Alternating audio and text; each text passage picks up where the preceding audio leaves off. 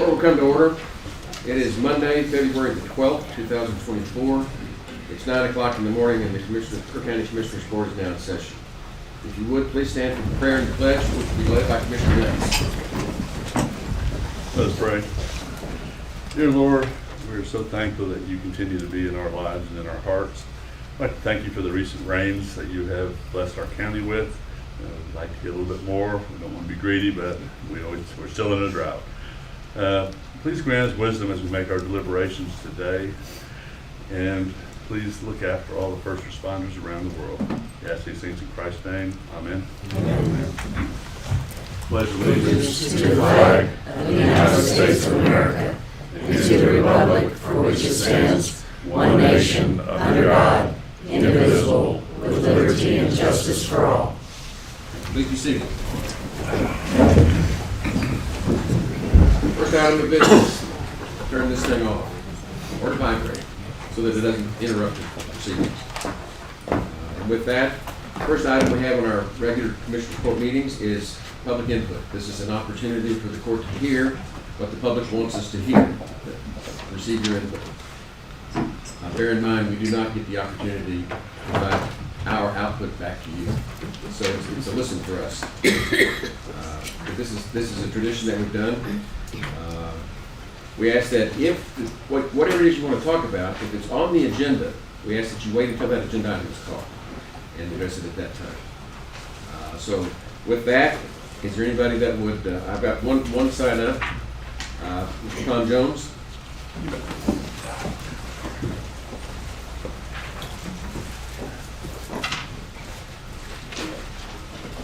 Thank you for allowing me a few minutes, Judge. I'm Tom Jones, Precinct 1, 105 Chula Vista. I had a couple of questions more than anything. Y'all committed $850,000 for city roads regarding the Mega Creek proposal. And on April 24th, it appears that you adopted your economic development program.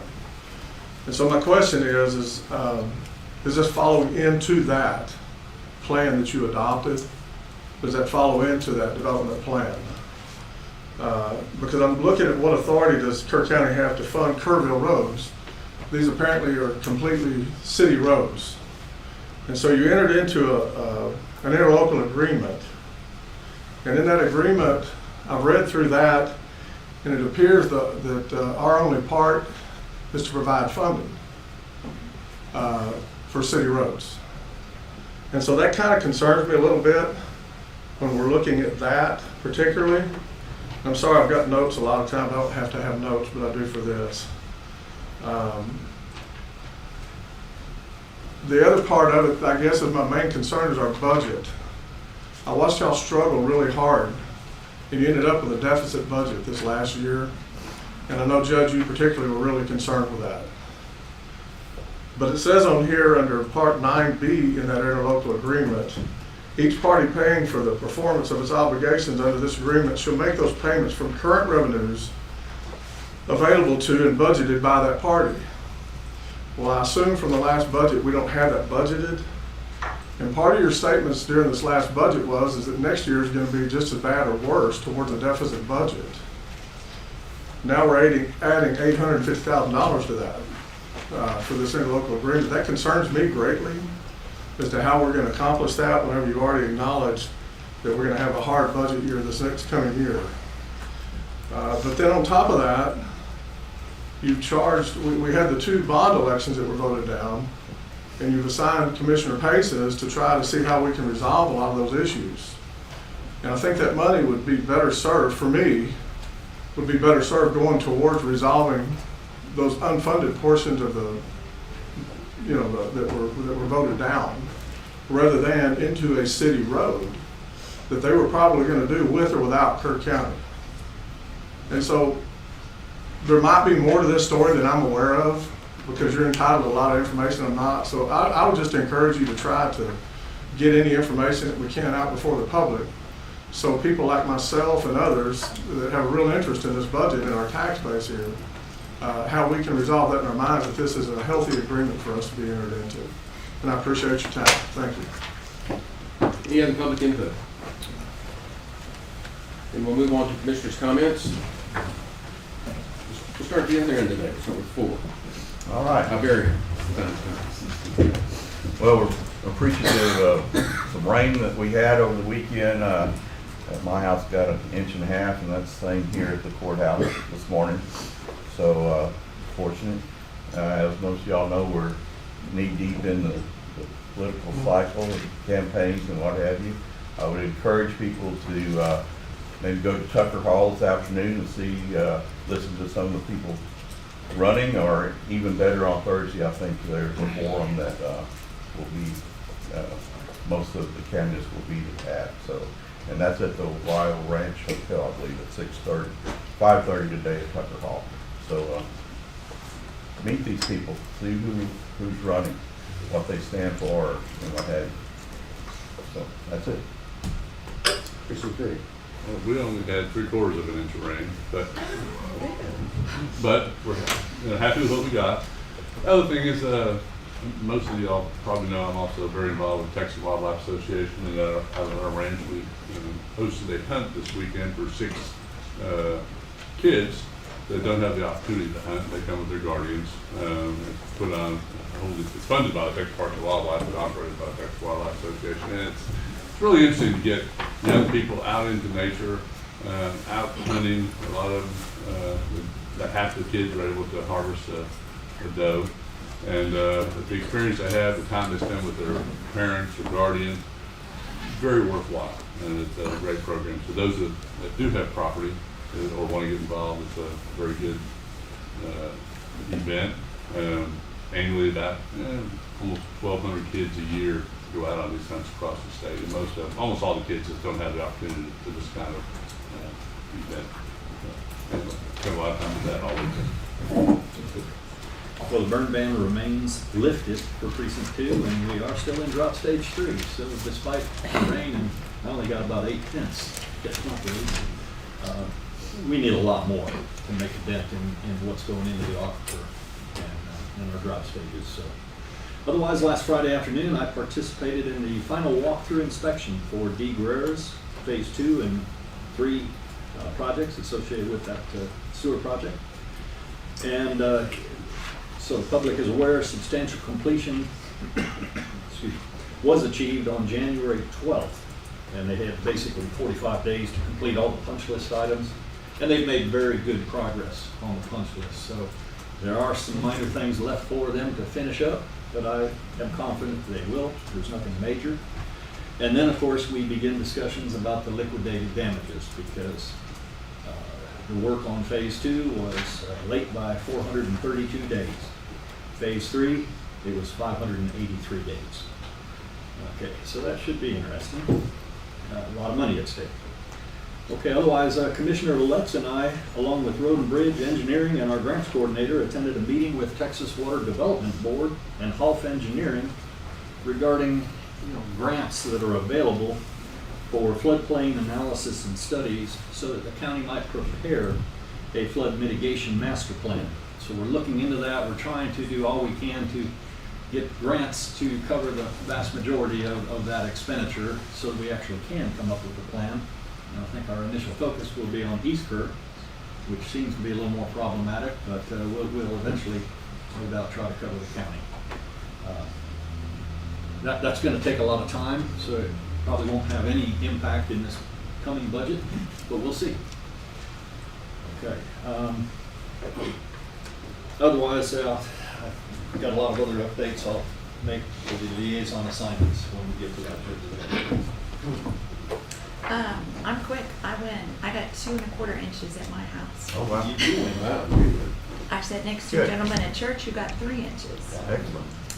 So anyway, and biggest update in my precinct is having a grandbaby last week, so we're all Congratulations. excited.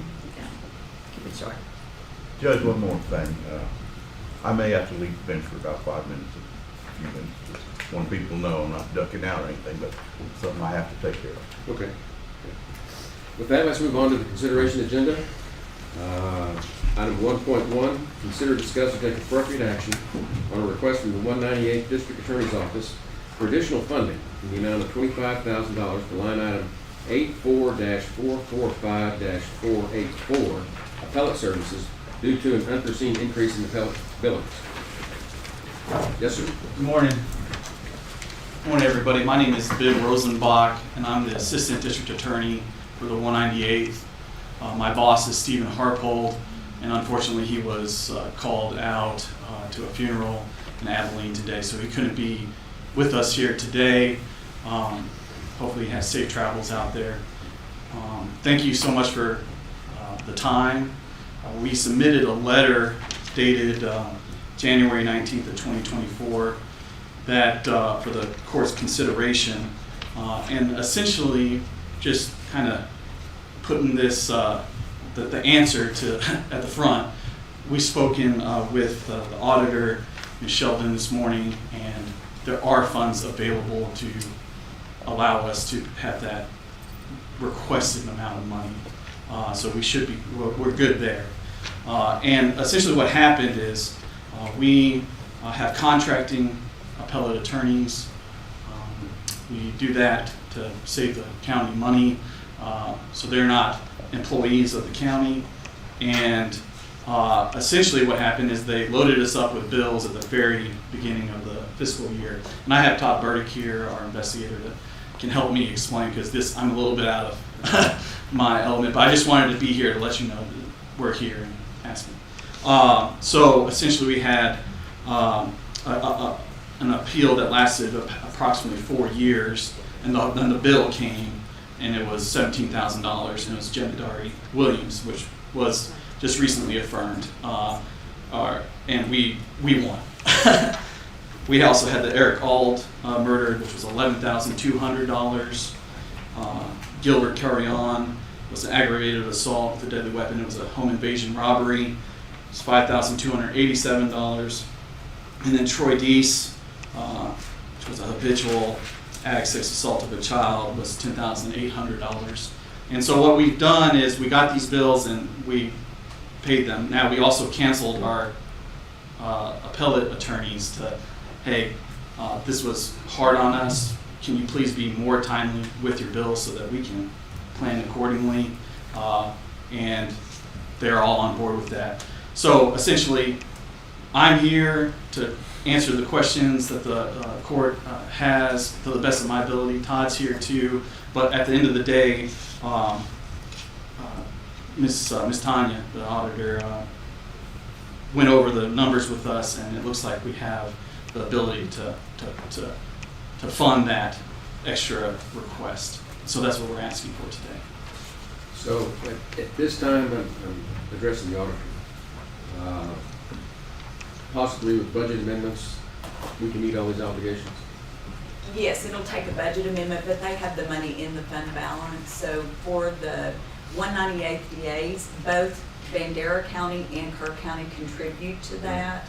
And so that's why it's important that they have the fund balance that we can cover it. Do we need to take action today, or can it just be handled at a budget amendment at our next meeting? We can handle it with a budget amendment at the next meeting.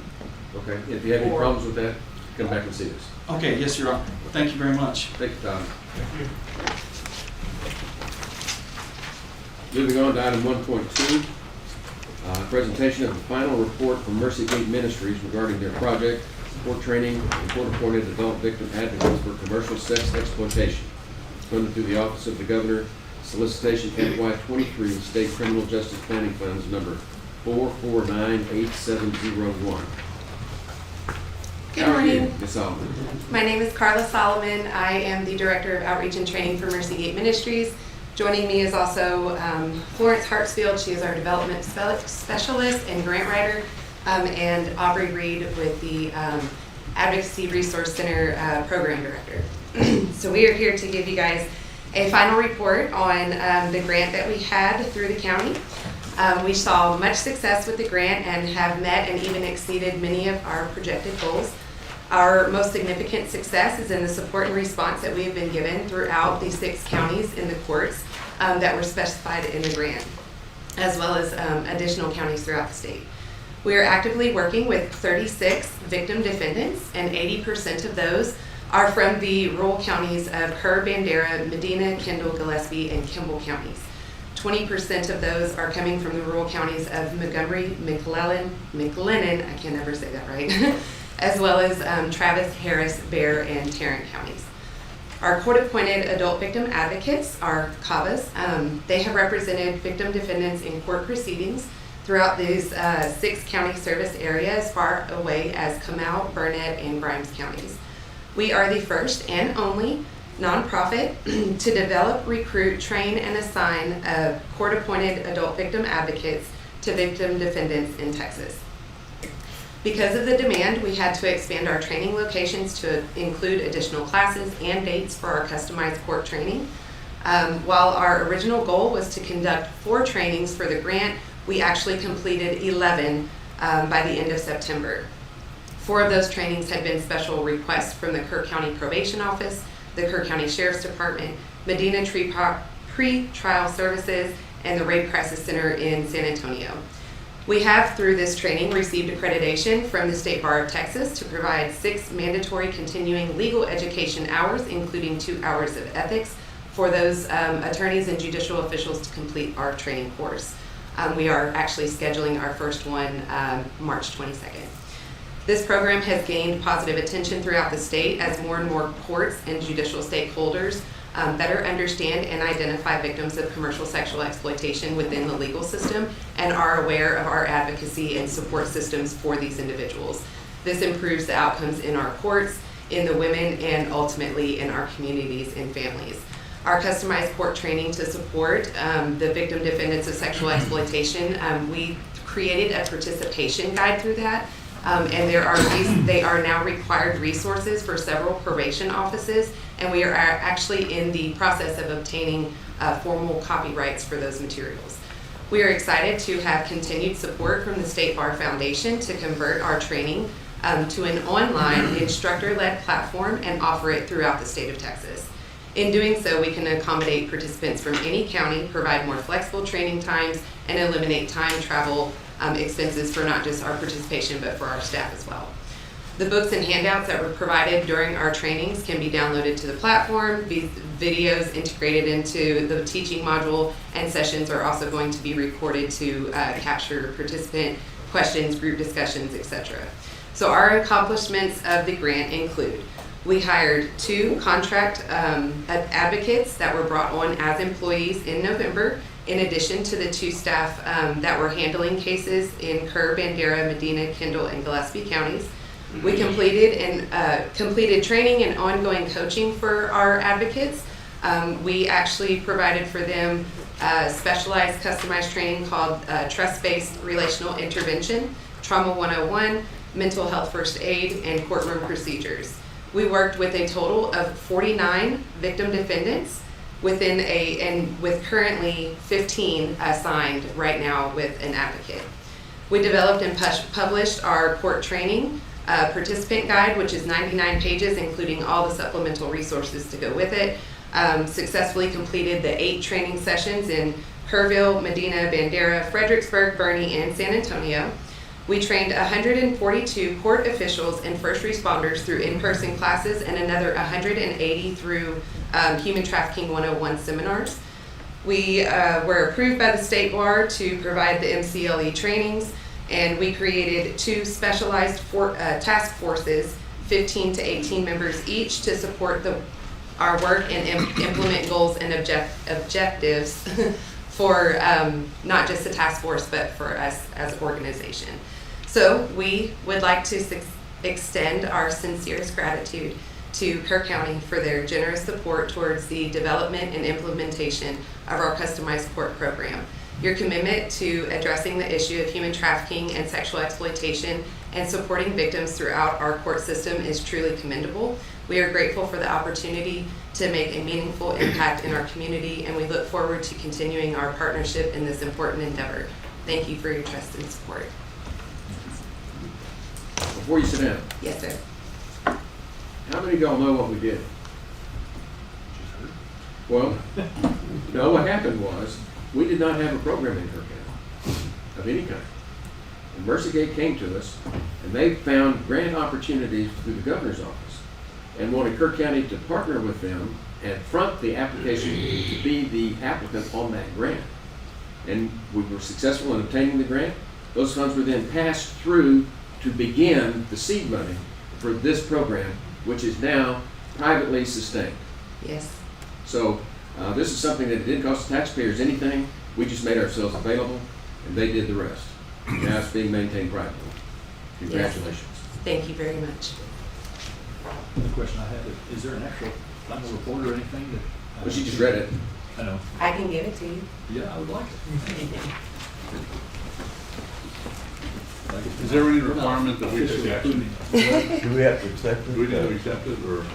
Well, I think they're politely waving goodbye to us. We appreciate y'all. We appreciate you. That was probably it.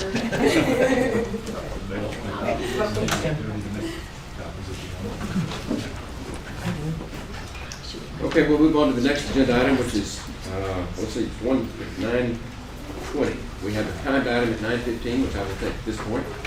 And that is item 1.8. Consider, discuss, and take appropriate action to authorize the Texas Parks and Wildlife Department contractors to spray, is it Arundo Donax? Arundo, yeah. Arundo Donax on Kerr County property. Kerr Bushnell. Good morning, Judge, Commissioners. This item and the next two are renewals or annual consideration of partnerships that we've had with Kerr County and UGRA. The first one is to allow us to continue to work with your staff in road and bridge and maintenance to identify, survey, and then get the Parks and Wildlife contractors to come and treat the invasive species management for Arundo Donax. Move for approval. Second. A motion and a second to approve contracting or working with the Texas Parks and Wildlife Department to spray the Arundo Donax on Kerr County property. Any discussion? Those in favor say aye. Aye. Opposed? Unanimous. Thank you. Thank Move on to item 1.9. Consider, discuss, and take appropriate action to allow Texas Parks and Wildlife Department contractor to fill water tanks at the Hill Country Youth Event Center for the Healthy Creeks Initiative program to manage the giant cane, the Arundo Donax. I move for approval. Second. Got a motion and a second? Any discussion? Those in favor say aye. Aye. Opposed? Unanimous. And then finally, 1.10, consider, discuss, and take appropriate action on a request from Upper Guadalupe River Authority to use Flat Rock Park for their 21st annual river cleanup on July 27th of 2024. And I'll pass it off to UGRA Natural Resources Specialist, Matt Wilkinson, for that one. Matt Wilkinson. Thank you. Good morning, Judge, Commissioners. Once again, I'm Matthew Wilkinson. I'm a Natural Resources Specialist with UGRA. This year we're hosting our 21st annual river cleanup on July 27th. It's the fourth Saturday in July. And we're asking for your consideration to use Flat Rock Park as the headquarters for the event. While volunteers go all throughout the county, they pick up all their trash, they do their cleanups, and then we set up a headquarters for them to bring their trash and then gather after the event just for our wrap-up activities. We set up several different tables for registration, for snacks, prizes, as well as an ecological fair to just share information about the Guadalupe River and its ecology. We plan to set up the trash drop-off area near the boat ramp, and we're going to make arrangements to make sure that they pick it up by the end of the day. Let's see, last year we had 549 volunteers who collected over 8,000 pounds of garbage from the Guadalupe River and its watershed all throughout Kerr County, so that was pretty awesome. Considering that, as well as previous years, we expect anywhere from about 400 to 600 volunteers and about anywhere from 8,000 to about 10,000 pounds of garbage, depending on how littered everything is at that time. If approved, this year will be the 12th year that we will do it at Flat Rock Park, and it's been an awesome venue. We really appreciate the opportunity to partner with Kerr County, and we're looking forward to the opportunity to once again partner with y'all again. And thank you for your consideration. This is a remarkable event, so I move for approval. I'll second. A motion and a second to approve UGRA using the Flat Rock Park for the 21st annual river cleanup on July 27th of this year. Any discussion? Those in favor say aye. Aye. Opposed? Unanimous. Thank you. Thank you. Okay, now we'll go back to item 1.3 on the agenda, which is not a timed item.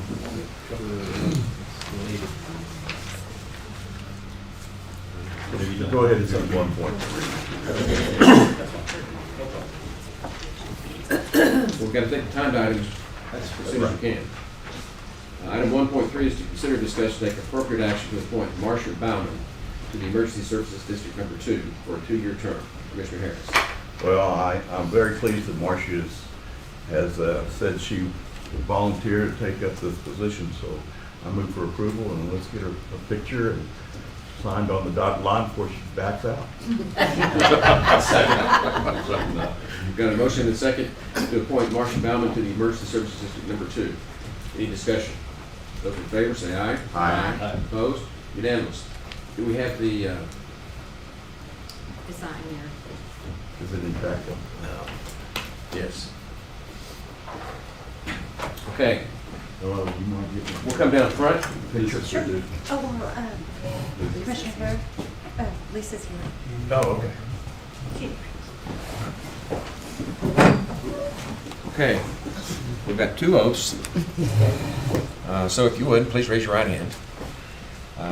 Repeat after me. I state your name. I, Marcia Bauman, Do solemnly swear do solemnly swear I will faithfully I will faithfully execute the duties execute the duties of the office of the office of Board of Commissioners of Board of Commissioners of the Emergency Service District Number 2 of the Emergency Services District Number 2 of Kerr County of Kerr County of the State of Texas, of the State of Texas, and will to the best of my ability and will to the best of my ability preserve, preserve, protect, protect, and defend and defend the Constitution the Constitution and the laws of the United States and the laws of the United States and of this state. and of this state. So help me God. So help me God. Congratulations. Thank you. Now, I got one more you got to do. Okay. This is the technical one. Okay. Again, raise your hand. I state your name. I, Marcia Bauman, Do solemnly swear do solemnly swear that I have not, that I have not, directly or indirectly, directly or indirectly, paid, paid, offered, offered, promised to pay, promised to pay, contributed, contributed, promised to contribute promised to contribute any money any money or thing of value, or thing of value, or promised any public office or promised any public office or employment or employment for the giving for the giving or withholding or withholding of a vote of a vote at the election at which I was elected, at the election in which I was elected, or as a reward to secure my appointment or as a reward to secure my appointment or confirmation, or confirmation, whichever the case may be. whichever the case may be. So help me God. So help me God. I'm sorry about that. That's okay. The state requires it. Congratulations. Happy to do it. And let you go ahead and get you, I didn't bring a pen down. If you're okay with blocking. I better put some glasses on so I sign in the right place. You sign here You ought to be paying her to do it. and here. Got another one on. Happy to serve my community. Thank you. Thank Welcome. you. Marcia, I appreciate it. No problem. Thank you. We've got another one to go. And this one's quick. Okay, this is item 1.4. Consider, discuss, and take appropriate action to reappoint Lee Hall, Emergency Services District Number 2, an Yes. additional 2-year term. Lee Hall serves as our president of ESD number 2 and does a remarkable job, so I move for approval. I'll second. Got a motion and a second to approve Lee Hall being reappointed for 2-year term. Any discussion? Those in favor say aye. Aye. Opposed? None? Unanimous. And we'll get those oaths to. Right, we'll probably get Judge Reichs to go out there to get a couple of them done at the same time. I live out that way, so if you need me, call. Mount Home? Huh? No, Okay. no, not too far. Okay, good deal. I'm gonna Okay. step out for a minute.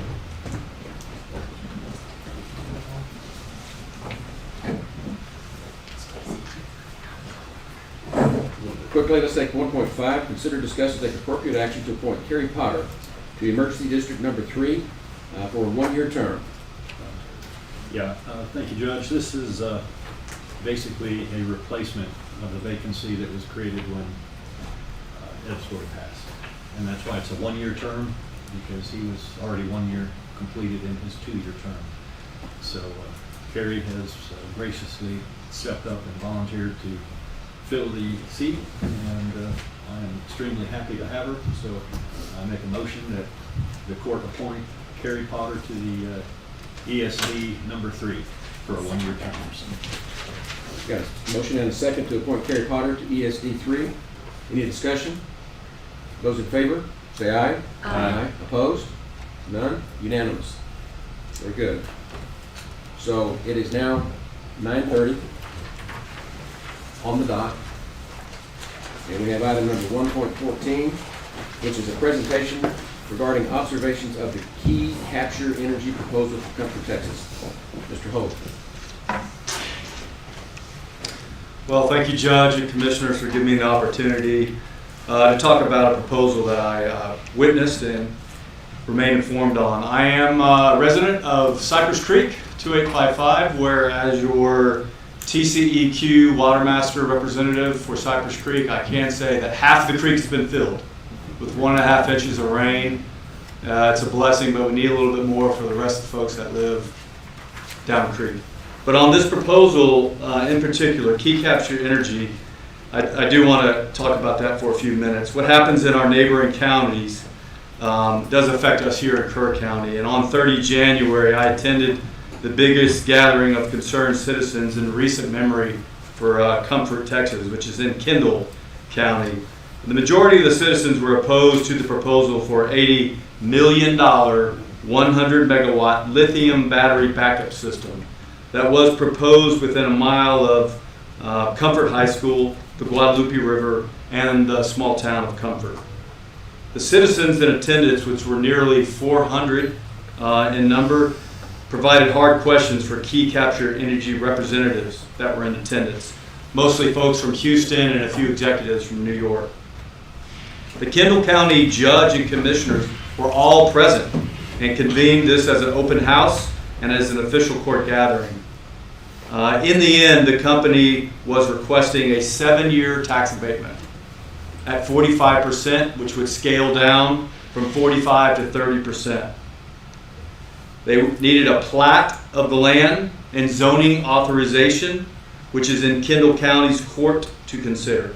The citizens in attendance from both Kerr and Kendall counties rely on our electrical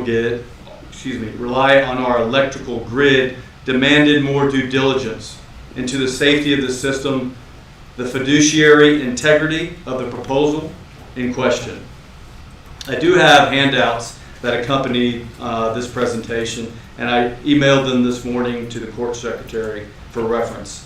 I received no less than 10 calls from different folks about this proposal before I attended, and spoke to the landowner who is leasing the property, not selling, but leasing the property, and the county commissioner for that area, which is Chad Carpenter, about this issue to understand it. I actually spoke with Chad this morning as well to see if there are any updates on this proposal, of which there are none. The company has not returned back to the county to try to get this through for approval.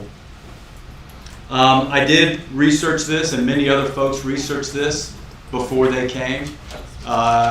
If you will, Kerr and Kendall County residents that were spoke about it, they had to line up. There were probably about 40 people, Judge, lined up to give them hard questions. A couple doctors, a veterinarian, engineers, cybersecurity experts. Frankly, folks that Key Capture Energy were not expecting, that were pretty well informed on the proposal. I would say, from my perspective, I would ask for a call to action, recommend that a committee from Kerr investigate this proposal to confirm this SWOT analysis, strengths, weaknesses, opportunities, and threats. I believe the strengths of this, as proposed by the company, is that it's a 20-year reliable electricity backup, much like a UPS would have on your individual computer. This would provide to ERCOT and the LCR substations. What is interesting is that location and comfort of that substation downrange is our 4 substations here in Kerr County. Has been designed since 1975. Tax revenue, $80 million project is significant even with an abatement, but that's a healthy abatement at 45%.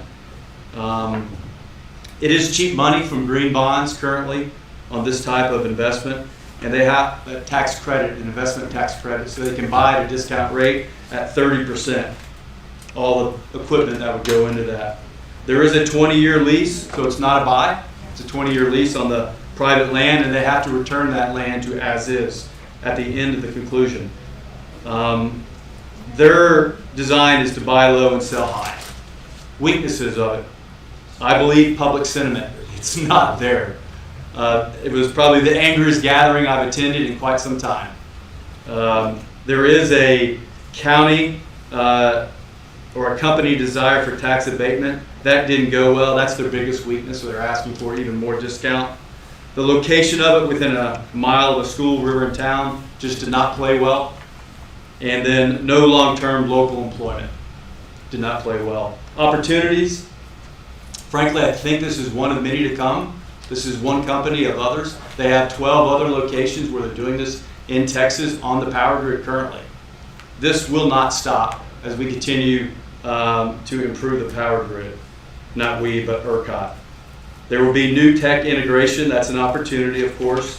18-month construction revenue, there is some benefit from that as far as opportunity and employment, but it ends after 18 months. And some of our residents' concerns, who's going to be hired to do this? Lastly, threats. Cybersecurity was a big one. Just right after it, BBC came out with China has been in the power grid and could potentially crash it, and use this kind of mechanism as an opportunity to crash it. Fire control systems and our ability to do something about it locally with the VFD is a big concern. I would say third threat is remote monitoring, no one on site. That was pointed out by a lot of the residents and is a significant threat. And then lastly is the reputational risk of the company backing them, South Korea Energy. A lot of folks did due diligence on that company and it did not look good. I would say that is the recommended SWOT analysis. Lastly, call to action is cross-county coordination from Kerr to Kendall to understand this proposal, because again, Judge, I don't think this is the last we're going to hear about this. Thank you. Let me make a couple of comments. I think you did a pretty good summary of it, but there's things you did leave out. ERCOT has mandated that substation has to be upgraded, and that upgrade is going to require something, whether it's a facility like this or something else. But there's something's going to happen there that is going to have an impact on that area, and it has to pretty much be adjacent to that substation, which is a mile from the school and a mile from the river. So ERCOT's the one who's pushing this, that something has to be done. They won't pick the proposal. And what you said about this particular proposal is, I think, pretty accurate. But that being said, I'm talking to Mr. Carpenter. The county has no authority to stop this. They can certainly stop the tax abatement, and I think Mr. Carpenter will vote against the I don't know what the rest of the board can do, but he's advised me that he won't support it, the tax abatement, and hopefully that will. You know, you mentioned zoning. Counties don't have zoning authority, so I mean, what he said, it's up to, they can do it if they can financially approve it and I guess meet TCQ requirements. I'm not sure if TCQ what there is, but ERCOT's the one that's really driving this, and these facilities, things like this. As I understand, what they're doing is basically power comes in and surges. A lot of it's because of our wind and solar that we're prone to. Not to make comment whether that's good or bad, but it's caused a power during the day. In windy times, we get a lot of power, and during the night and not windy times, we don't have much power coming in. And these systems are intended to level it out. They take the power in when it's windy or sunny, and then they put it out the other times to level out the power grid. So ERCOT's the one behind pushing it. Like again, I think you're pretty accurate. This system, I don't know enough about it. I think you've done good research on that, but and it's something, I really don't think that we need to get involved. I think Kendall County and Chad are very much on top of it. Until it comes to Kerr County, if they do more of it. I mean, it's great to have the heads up and to start taking a look at it now, just so that everybody is informed. And I will also say, I was out of state at the time, so I couldn't attend, but my phone was blowing up. I had probably a dozen calls or text messages about it, and frankly, there was a lot of misinformation. Yeah.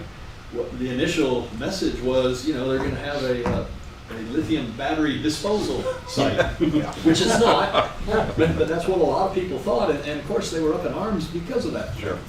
So I really appreciate Mr. Holt's information that you've provided not only to this court but to the public, and very comprehensive and a good SWOT analysis. So thank you very much.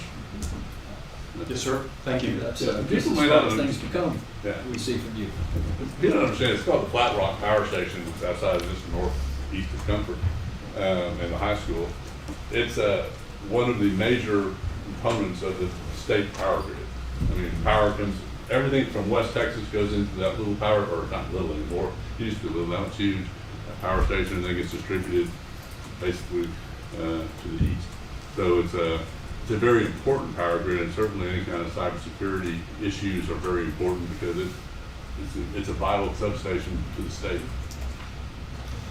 Thank you. A couple of little known facts. How many of y'all know that Comfort used to be the county seat of Kerr County? See? Well, and we're very closely tied with them. And another fact that you probably don't know is we're involved in many joint ventures with our neighboring counties, including Kendall County. And so we have very good relationships with our neighboring counties. Okay, the next item is a 935 item. We're past that. It's item 1.15, which is a presentation from a small independent citizens group regarding their review of publicly available county voter roll data and history from the 2020 primary forward and the feedback they have provided to county election officials. Mr. Lambert. Clay Lambert, 673 Town Creek Road. Good morning, Judge and Commissioners. I come to you today basically with just an information item. In September of last year, against the continued backdrop of nationwide concern over election accuracy, a handful of Kerr County residents decided to form a citizens review group to closely take a look at publicly available voter roll and historical data. The group has some analysis skills based from their earlier careers with companies such as Dell, and NASA, the Arabian American Oil Company. By analyzing historical data for Kerr County, we now have a baseline to use as a foundation to see if there's any anomalies that pop up in the future. Our analysis methods go on beyond anything that the county staff has provided by the Secretary of State, which enables us to more easily identify any type of anomalies and data excursions whenever they occur. We also have several longtime election judges that are assisting our efforts, and their information and knowledge that they have is valuable to the group. And we have a couple of folks that are boots on the ground that whenever we see something that's questionable, they can go out and firsthand take a look. We have a very good working relationship with Bob and Nadine. Actually, we met with them, I think last week or a week before. And we will continue as we find anything that looks unusual to provide that information as a helpful source to them. So as long as there's elections, we're going to continue to take a look and make sure that everything is up and up. Have you had the opportunity to work with Mr. McCollum? Mr. Collum? I'm sorry? Ian. Oh. No. No, we have not gathered any information from Well, them. that's where the election office is now. Yeah. Registration instead of tax. Registration. Yeah, and that's their main focus is voter registration, voter rolls. Any other questions, comments? Thank you. Okay, thank you. The next item is a timed item at 9:45, which is 1.16. Consider, discuss, and take appropriate action. Oh, we did that. No, we haven't done that. Consider, discuss, and take appropriate action on a request for a fee waiver for the use of Hill Country Youth Event Center on April 11, 2024, 1 p.m. through 4 p.m. for a preventing targeted violence through threat assessment and threat management program. Ms. Cortez. This is Hill Country MHDD. Yes, sir. No? Yes, sir.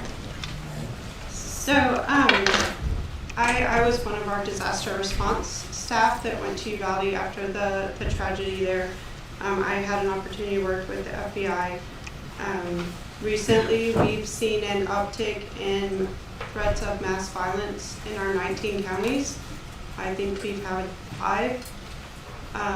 And so I reached out to my contact that I made with the FBI. So Agent Sam Bugley, he is the threat management coordinator with the FBI San Antonio. He also works with the San Antonio Fusion Center, and they are considered the top threat assessment team in the United States. We did have an opportunity to go visit the Fusion Center, and we are also working on getting staff trained to be able to work with them when we have a mass violence threat. We're asking, because of the increase in high-risk situations, we are very much on a path to be preventative and have community collaboration. So what we are asking is a location for the FBI to come and present with our law enforcement, judges, attorneys, probation, school districts, and our agency to coordinate when we have these situations, how we can collaborate and work together better. Because it definitely takes a team in these situations. We can't do it on our own. We don't have the resources to look into the things they can look into, the monitoring they can monitor. And what we learned in Uvalde is our biggest, the most important thing is relationships in our communities. I feel like we want to invite all our 19 county officials. And so this is something just very important to us to be on a proactive nature to prevent these situations in our communities. As I understand, Ms. Cortez, this is a request to waive the $750 fee for use of Hill Country Event Center. Yes, sir. And this request is made by Hill Country MHDD. Correct. Which is the board that I serve on. Kerr County as a mandatory member of that board. And it services 19 counties. We handle the mental health for 19 counties at the crisis stabilization unit. Yes, we work very closely with these neighboring counties. And this is a request for Kerr County to sponsor this event. Correct? Yes, sir. Okay. So that's what we're really talking about. I assume the Youth Event Center is available on April 11th. Yes, sir. Yes. I had another date, but it was booked.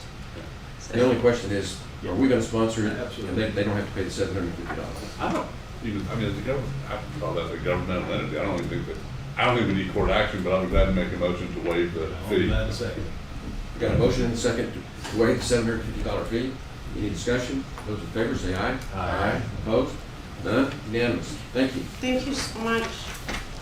Okay. One final question though before you go. Who should attend from Kerr County? So we are working on, we want our district attorneys, county attorneys, our juvenile adult probation, sheriff's department, police department, RJPs, all our school district, Ingram, Centerpoint, Kerrville ISD, Shriner University, our staff, and the same for all our other counties. Maybe good to let, Gillespie, Kendall, Yes. Bandera, Yes. that other candidates Yes. know as well. No, absolutely, that's our plan. We'll get that out to all national. Actually, a pretty big crowd. So. Yes, sir. Good. Okay, thank you. Thank you. Let's go back on the agenda to item 1.11, which is consider discuss take appropriate action on the request of Leadership Kerr County, Class 38, to use Flat Rock Park from Thursday, March the 28th to Sunday, March 31st for the 2024 Easter Fest event. Is it Cadell or Cottle? Cadell, yes, sir. Thank you very much, Judge. Good morning. I'm James Cody Cadell. I'm here on behalf of LKC Class 38. This item and the next item are about Easter Fest. This year's LKC class is planning Easter Fest for Saturday, March 30th, 10 to 4 at Flat Rock Park. An event that is open to the community and free admission. We have local entertainment Corey Weaver booked to perform at Easterfest this year. And we have several local vendors and food trucks on site, or will have several local food trucks and vendors on site. Let me help you. We're very familiar with the event.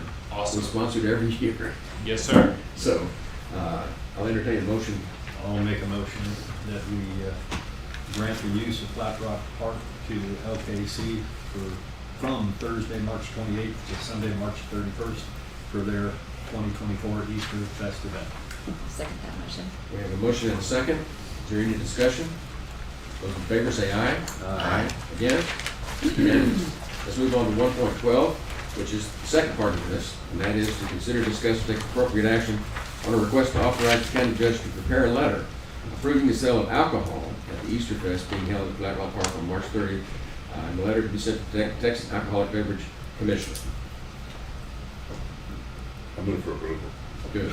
Second that. We got a motion and a second to approve me sending a letter to the Alcoholic Beverage Commissioner. And again, this is something we do Every year. Any discussion? Those in favor say aye. Aye. Opposed? Unanimous. Now, here comes the new part. I'm glad you said new. Let's get to that there. Well, this precinct. This is another tradition. Go ahead, you may be seated. It's the tradition that's more. We're having a little fun among ourselves now. This is item 1.13. Consider, discuss, and take appropriate action to appoint a member of Commissioners Court or designated person to perform an investigation under Section 751.005 of the Texas Health and Safety Code for the purpose of determining if minimum standards for ensuring public safety and order as prescribed by law will be maintained under the application for permit for mass gathering for Easter Fest on March 30th at Flat Rock Park. The hearing on the mass gathering permit has been set for March 11, 2024 at 8:30 in the morning, and it will be in my office. So, what this is, we have to get the mass gathering permit, and but we have to appoint one of us to conduct the investigation, and it goes to the new member. I knew there was something coming because everybody was smiling but me. Well, you did it for several years. And something's coming up later that There's I'll more. elaborate I on did the this. last one last There's year. more. All right. All right, I'll make a motion to appoint Mr. Overby. I second. Do I get to vote? All those in favor, say aye. Aye. Opposed? Unanimous. Okay. With that, let's take a morning break. Can we go take care of 1.6, 1.7 quickly so those people Oh, yeah. know actually what they're doing? Need to be doing? Okay. 1.6, consider, discuss, take appropriate action regarding the hazard mitigation plan pricing structure. Doug. Well, Judge, Board of Commissioners, thank you, Commissioner Letts. I don't mind staying, I enjoy it. So, we've been trying to get our hazard mitigation plan updated since December 10th when it expired. And original pricing plan, pricing structure that came from GrantWorks was Kerr County paid $50,000, all of the other participants paid $5,000. It's taken a while, but we finally ironed it out to where the participants will be Kerr County, Kerrville, K-Pub, UGRA, and Kerrville Independent School District. I have not met with Ingram at this till the 19th when the City Council meets. But the pricing structure will be, looks like $27,500 for the Kerr County, $27,500 for the City of Kerrville, and $5,000 for all of the other participants. Each? Yes, sir, correct. UGRA, Kerrville Independent School District, and K-Pub. And when the Ingram decides to participate, it'll be $5,000 for them. So what I'm looking for is a motion, second, and approval where we get this process started with GrantWorks and government mitigation plan done. I move for approval. Second. Got a motion and a second to approve the hazard mitigation plan pricing structure as presented. Any discussion? Just a question, is the $27,500 in the approved budget? Not in my budget. That's my question is where is the money going to come from for this? Professional fees or contingency is the only place I'm aware of. Right. take contingency. I mean, it's something we have to do. This is something we do once every, what, 5 years? Every 5 years, but if you look at it, we won't be billed all 27,500 from the start. It's billed out over the process, over the 9-month, 1-year process for putting the plan together. Is there a line item? Do you have a budget? I don't have, I've got a budget, but not a line item for that, no, sir. However, we'll do it again in 5 years, and I guarantee you, well, it'll be there then. I guess if we, into the audit, this can be handled at our next commission's court through a budget amendment. Yes. Yeah. I think probably have professional fees because you have to have it prepared. Grant works would be, we'd be Correct. paying them the professional fee in order to prepare. But Doug, this will be completed during the current fiscal year? Should, no, sir. It'll take 9 months to a year to complete the plan. So some of the funds would have to come out of next year. Out of next year, yes, sir. So that we need to make sure gets covered. Okay, any other discussion? Those in favor say aye. Aye. Opposed? Unanimous. Thank you all. Approve it when we're gonna do it? It wasn't hard. He needs to listen to it. Item 1.7, consider, discuss, and take appropriate action to accept donations totaling $70 for the month of January 2024 to be added to the operating expense line item 10-642-330. Mr. Gibbons. Good morning. Excuse me. These are our January 2024 donations. Move for approval. Second. I have a motion and a second to approve the donations for animal services. Any discussion? Those in favor say aye. Aye. Opposed? Unanimous. Now we'll take our break and come back 5 after 10. We have a commissioner.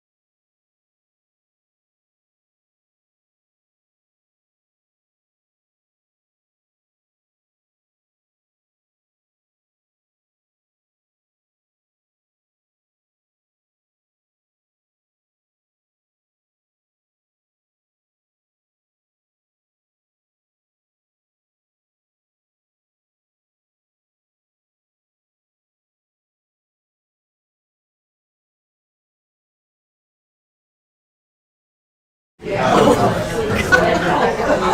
well, I don't have to sit down too fast.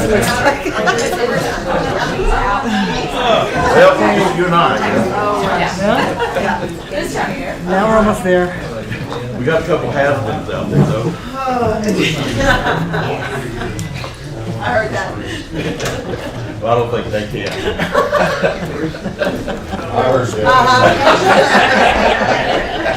Let's see, did you get me back? Yeah. I didn't quite get it on top of that. Thank you.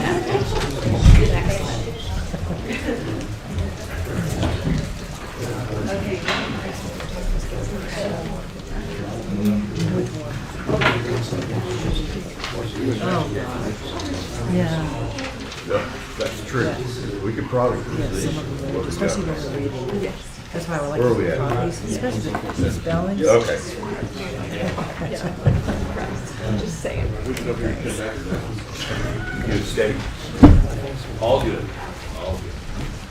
Before we come back to order, the next item on the agenda is 1.17. Consider, discuss, and take appropriate action to obligate American Rescue Plan Act additional funding not to exceed $120,000 for the Veterans Pathway Project. Ms. Putnam. Good morning. We're here because we're getting into the final stages to begin construction on the Veterans Pathway. And we have received the bids, and it looks like due to increased costs in concrete and labor, it will go over what we initially anticipated. So we're asking the court to please obligate an additional $120,000 to complete the construction, to complete this project. Surprise, surprise. Well, we talked about, well, we need to have a motion. Yeah. I'll make a motion that we obligate $120,000 from the ARPA funds in additional funding for the Veterans Pathway Project. Second. We've got a motion and a second. We kind of got the cart before the horse here. If you look down to the next item, the actual bid came in at $309,804. Right? They factored that into this requirement. Right. And one of the engineering. One of the things that we considered was whether to put this out for a rebid. And the conclusion that I was advised, I see the heads nodding out there, that was not a smart thing to do with the way material costs and labor especially have gone up. So the decision, as I understand it, is to go ahead and accept the bid that we have and have a little bit of cushion here to see what's going to happen between now and completion of the project. Our original 250, that's what I thought. And I will say that the auditor and our grant coordinator and I have talked to GrantWorks about this, and this is something that can be included in the excess ARPA funds that we have not obligated yet, which have to be obligated by the end of this year. So this is a good way to spend the money. Yes. A safe way to spend the money, put it that way. And a good project. And I believe to answer your question, why is there a plethora of precinct 2 commissioners? Tom Mosier is here. He was kind of the father or grandfather of this idea. Grandfather. Well, Commissioner Mosier here, and we've also got Beck Gibson. Beck Gibson, yes. And Commissioner Mosier, you signed up to talk. Do you want to say anything? Well, Judge, I just want to speak.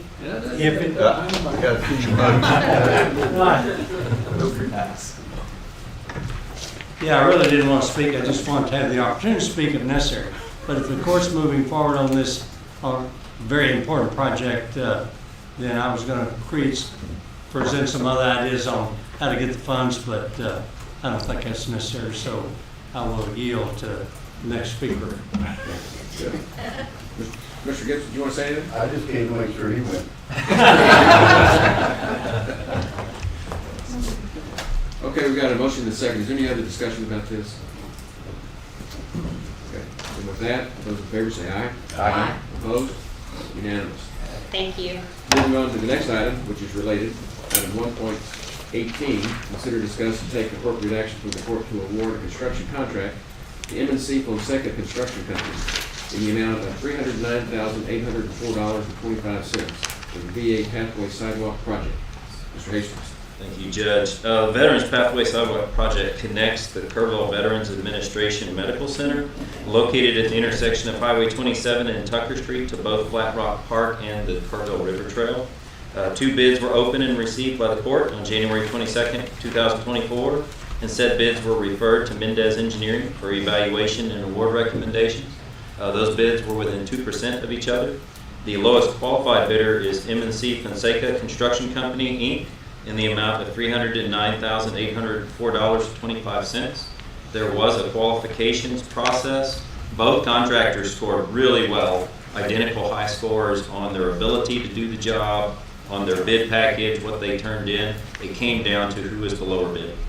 County engineer requests that the court approve authorizing the judge to execute a contract with M&C Fonseca Construction Company in the amount of $309,804.25 for the VA Pathway Sidewalk Project, Precinct 2.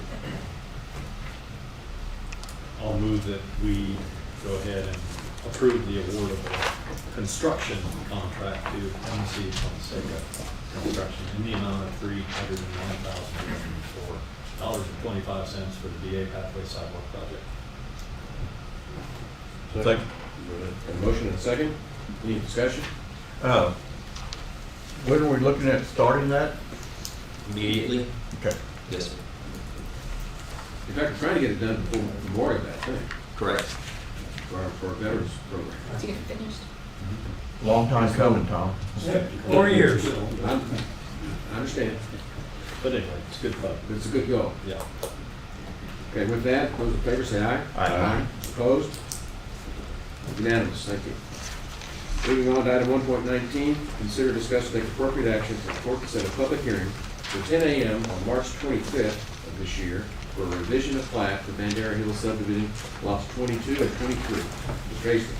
This proposal revises lot 22, 16.312 acres as platted, and lot 23, 19.488 acres as platted, into lot 22A. They're going to combine it to one big 25.29 acre lot, and lot 23A, so it will be still 2 lots. One of them will get bigger, the other one will get smaller, but it'll still be over 10 acres, 10.04 acres. Road frontage for both lots will remain on Johnson Road. County engineer requests the court set a public hearing for 10 a.m. on March 25th, 2024 for revision of plat for the Bandera Hills subdivision lot 22 and 23, volume 3, page 140, precinct 3. And you have to drive out of the county to get to this road. I move approval. Second. Got a motion and a second to approve the setting hearing on the revision of plat for Bandera Hills subdivision lots 22 and 23. Any discussion? It's a very pretty drive to get here, though. Okay. So with that, those in favor say aye. Aye. Opposed? Unanimous. Moving on, next item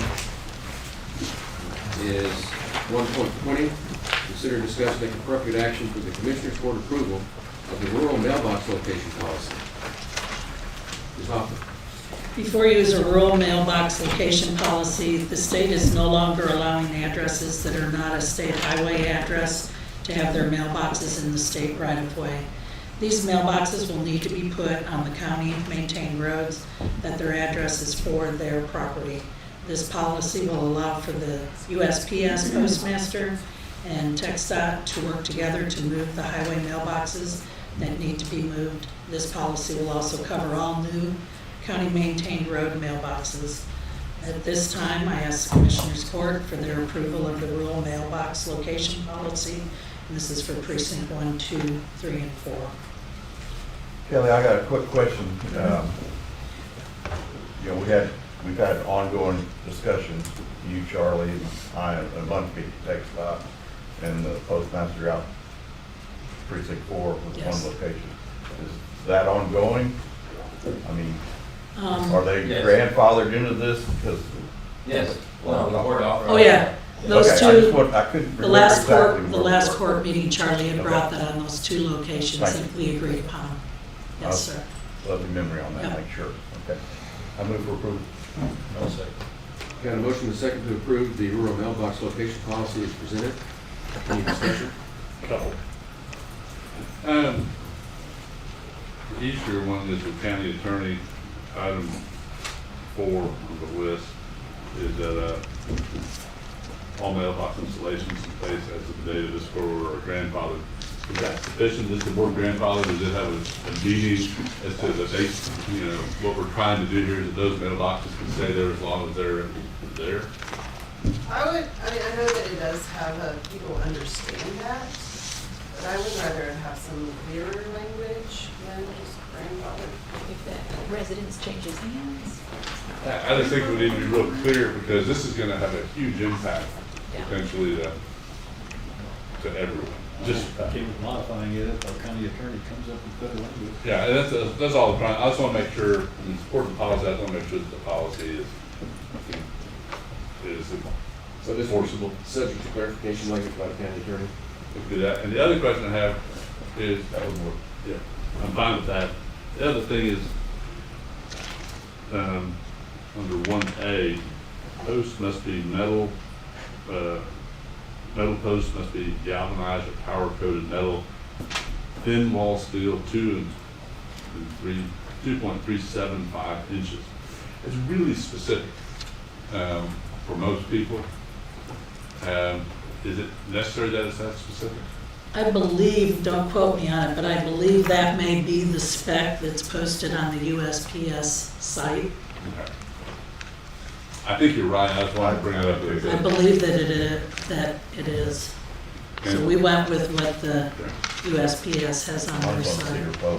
I know. I know there's a lot of cedar posts out there. We're probably not gonna send anybody out to measure it, but. Right, and it's a safety risk, just for safety. Right. And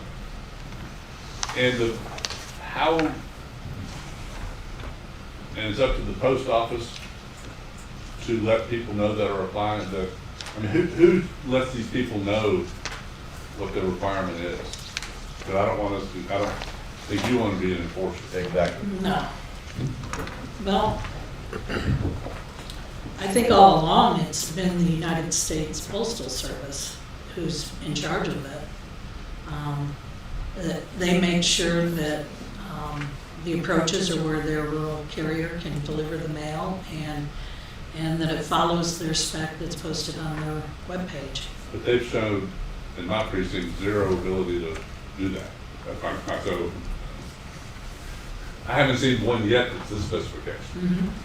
So I just want to, I think we need to do it because it's truly a safety hazard to have some of the things that are being built, big rock walls almost, in the county right away. So I just want to figure out, how we go about getting the word to people. I have spoke to one of the postmasters and just said, don't know if you realize, but the majority of the mailboxes that you have in the county's right-of-way does not meet the spec that you have posted on your webpage. And I don't understand that, and it's not. I don't believe it's my authority to go around and tell people what they've got doesn't meet the federal government. So, and there was really no response on that. So, I'm all in favor of this because I think it helps that for the county to have some authority to go some of these that are really outrageous, especially to tell them, hey. well, and some of them they have a contract for the rural carriers, and so it only covers so many miles, and so the people that live way back may not be allowed to put a mailbox way back on that, because when those routes are bid, they're losing money.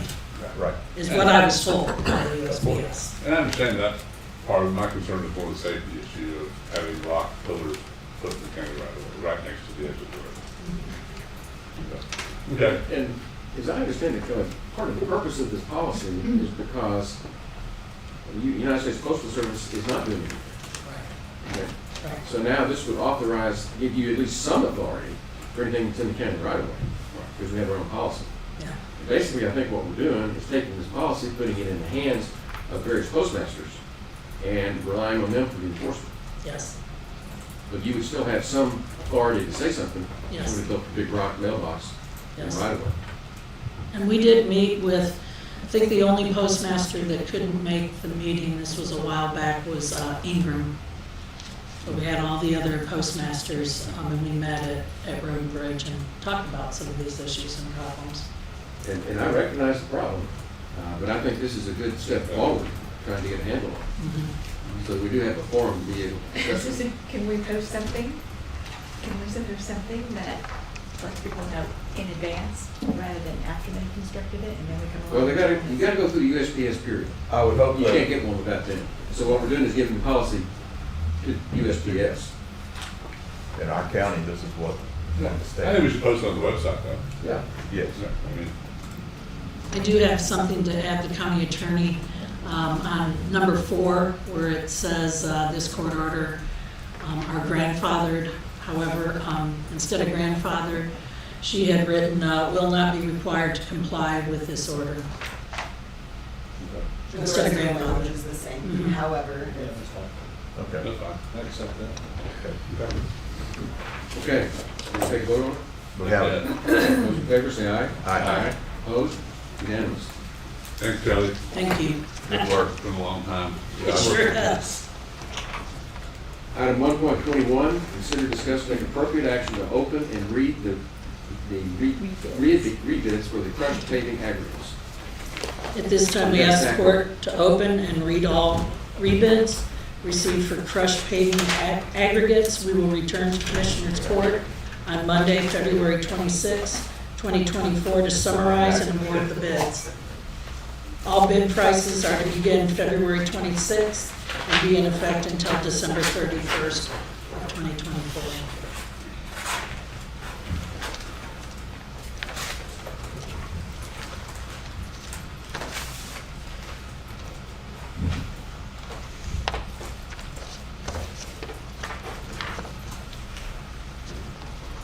First bid is from Johnson City Crushed Stone. And on paving aggregates, grade 4, $26 a ton, grade 5, $24 a ton. Delivery, in area 1 is $31.75, area 2, $34.65, and area 3, $34.25.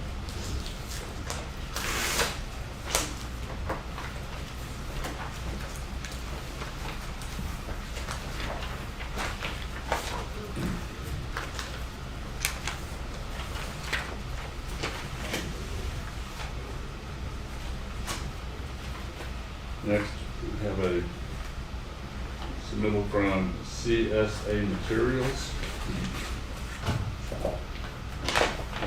They changed things a little bit. They said paving rock type C, $40 per ton. And then they changed type crushed paving rock type D, instead of grade 4, $47 a ton.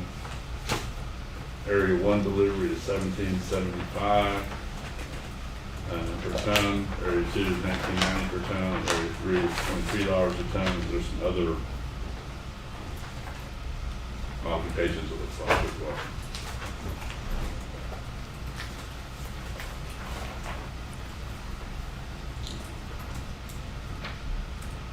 Next is from Vulcan Construction Materials. Crushed paving rock 5/8 inch, $21. Crushed paving rock ½ inch, $15. Crushed paving rock 3/8, $15. Crushed paving rock grade 3, no bid. No bid on grade 4, no bid on grade 5. Area 1 delivery is $14.91 per ton. Area 2, $16.76 per ton. Area 3, $18.89 per ton.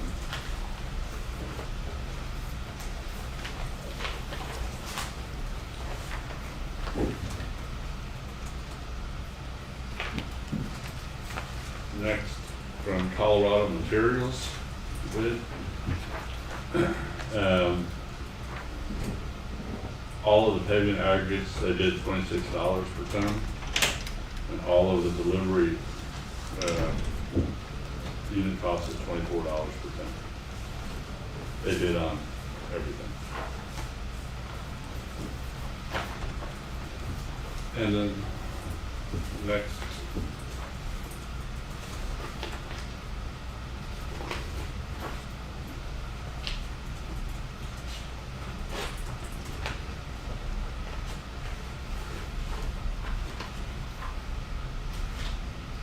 From Anderson Columbia Company. They bid on crushed paving rock 3/8, $16 a ton. Crushed paving rock grade D3, the modified grade 3, $21 a ton. Crushed paving rock grade 4 modified, $24 a ton. Crushed paving rock grade 5 modified, $21 a ton. And then their delivery for area 1 is $25 a ton, area 2 $25 a ton, area 3 $25 a ton. Date changes specs a little bit with that. A motion we accept all the bids, refer them to the bridge administrator for evaluation and recommendation. Second. Got a motion and a second to accept the bids as presented. Any discussion? Those in favor say aye. Aye. Opposed? Unanimous. Okay. Next item is 1.22. Consider, discuss, take appropriate action for the Commissioner's Court approval of the general contract with Grizzly Electric for electrical upgrades, additions to the garage mechanic shop at Road and Bridge, the interior workshop. Before you is a general contract with Grizzly Electric to make some electrical upgrades and additions to the garage interior workshop, which is our mechanic shop. Grizzly Electric is going to change out all existing high bay T8 lighting with LED 5000K tubes. Also add 4 UFO lights at center of garage, relocate all switch locations to one centralized location by the man door, as discussed. The total amount to do this work is $4,800. At this time, I ask the Commissioners Court for their approval of the general contract with Grizzly Electric for light upgrades and centralized switch location to garage interior / workshop, mechanic shop, and have the county judge sign the same, precinct 1, 2, 3, and 4. If you've ever been in our shop, if the doors are down, which this time of year they tend to be down a lot more than up, it's pretty dark in there. It's kind of hard to see. Yeah. So this should help with the lighting and brighten things up a little bit more for the mechanics in the shop. Kelly, do you have funds available in your budget? Yes. Move for approval. Second. We have a motion and a second to approve general contract with Grizzly Electric to upgrade the lighting in the Road and Bridge workshop. Any discussion? Those in favor say aye. Aye. Opposed? Unanimous. Last 10 o'clock item is item 1.23. Consider, discuss, take appropriate action to surplus 1 PA amp, 15 two-way radios, and 1 wigwag from the Road and Bridge Department.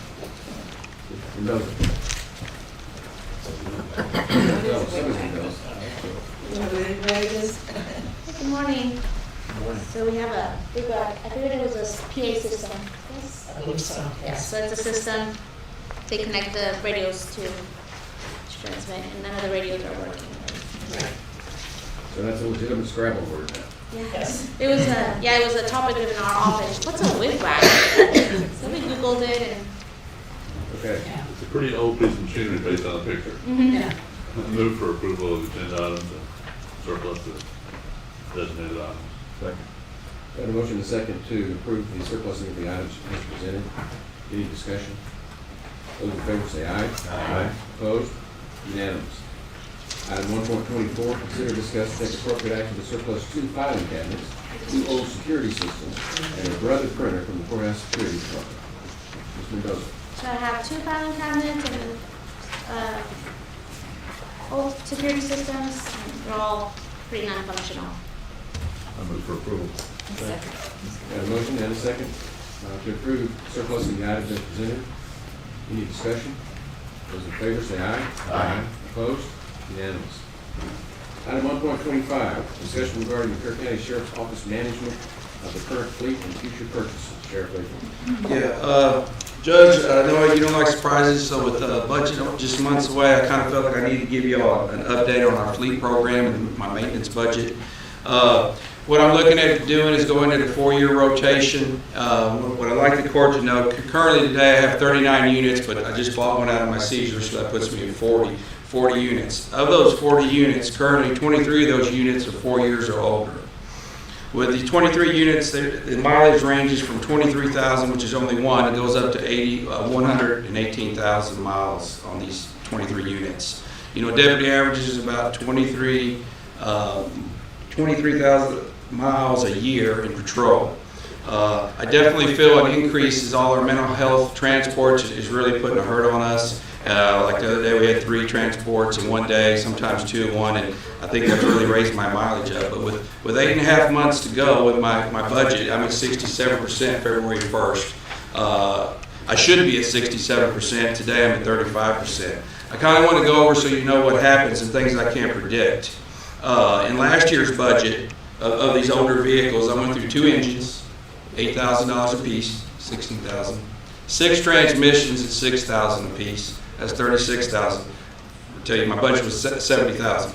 32 brake jobs at $650 a piece. That's $21,000. 73 tires at $130 a piece, which is $9,500. That's $82,500. Okay, that's before we even get into some other things. That's before any kind of maintenance, crashes. We had 11 hail damage. We crashed a lot of them. So, you know, just kind of giving you a heads up. And when I want to go to these, I think I really need to go to, like I said, you know, that's requiring like 8 to 10 a year. Check in with the other sheriff's offices in Gillespie and Kendall, which are similar. Gillespie being a little smaller, they get anywhere from 6 to 10 Tahoes a year. I'm kind of just bringing you this because it's a very big ticket item. When I first got in office, a Tahoe was $42,400.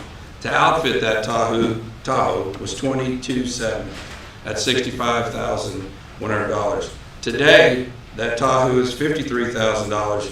To outfit, it's $28,000 for a total of $81,000 to $82,000. Of that outfit of the $28,000, $15,000 off the bat is for the digital recording system, which is an option. We have to have it. Doesn't leave much left. So you can just do the math there. It's not pretty. But if not, you know, I'm already, like I said, this year's budget's already in bad shape, you know, with months to go, 8 months to go. Just kind of want to make y'all familiar that and aware of that, because I'll definitely, depending, I'll have to manage how many I get. You know, I've got 3 coming this year. I appreciate it. It really doesn't do me much good. At the end of the day, when I've got 23 01s, I've already committed for 6 for next year, and that's through Enterprise was able to find us. Now, I don't have to take those, but Enterprise is changing how they do it, where you're going to have to take them, but they know they can get rid of them. But like I said, I'm already committed 2 years in advance. So I really need anywhere from 8 to 10 a year. But I'll kind of keep you all posted. Just want to be familiar with that. Any questions? It's not an action item. No, just kind of getting y'all up to date what's coming down the pipes. It's just not pretty, you know, inflation's killing. And this is just another prime example. I didn't want to wait till budget time, just slap. Yeah, it's a big ticket item. But that's it, that's it on that. Okay. I think we have a couple more items here. Yes. The next one is 1.26, consider discussing the corporate action to approve a $50 donation from the citizens for the Sheriff Donation Fund 72-370-530. Yeah, just looking for the court's approval to accept the $50. I move for approval. Second. Got a motion and a second to approve the donation, accept the donation as presented. Any discussion? Those in favor say aye. Aye. Opposed? Unanimous. And the next item is 1.27, discussion regarding road and bridge building a 50 by 50 pad for a metal carport at the Kerr County Sheriff's Office complex. Mr. Gage. Morning. Kind of talked to Kelly. What we're asking to do is use some of the spoilings that they already use from the asphalt projects to help come back and the 50 by 50 pad that would be there. Under Operation Lone Star, we're able to get a metal carport, which is going to help protect some of this equipment that we're spending on. Like the sheriff said, Last year, we had 21 vehicles damaged with hail damage, so this will help offset some of that cost for that in the future as well. Speaking with Kelly, she said that, she kind of worked out a deal. We'd be able to use some of those asphalt, basically material. So we're just asking for the court's permission for her to be able to use some of her personnel to help us with that project. It's going to be an asphalt pad? It's from the millings. So basically what they do is they tack them together with the road. Am I right?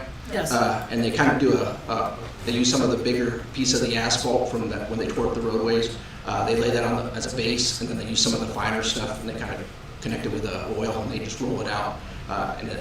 My understanding, it's almost like a concrete pad. It's pretty solid. So that'll help us with some of the parking and the area where it's going to go.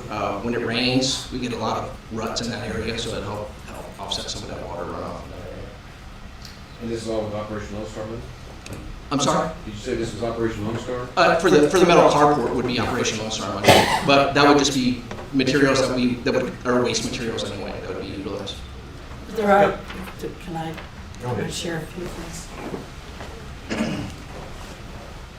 Yeah, the actual material, the millings, and I think it was from one of the airport projects and stuff.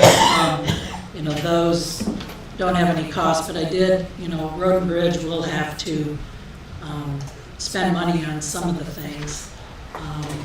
We definitely are not opposed to helping out other departments, but I just kind of want to remind the court, I'm 7 people short, so every time that we stop and work on these projects, that does take away time in that. So, like I said, if the court orders us to go and do this, we'd be more than happy, but I do want to remind you that I'm still short-staffed.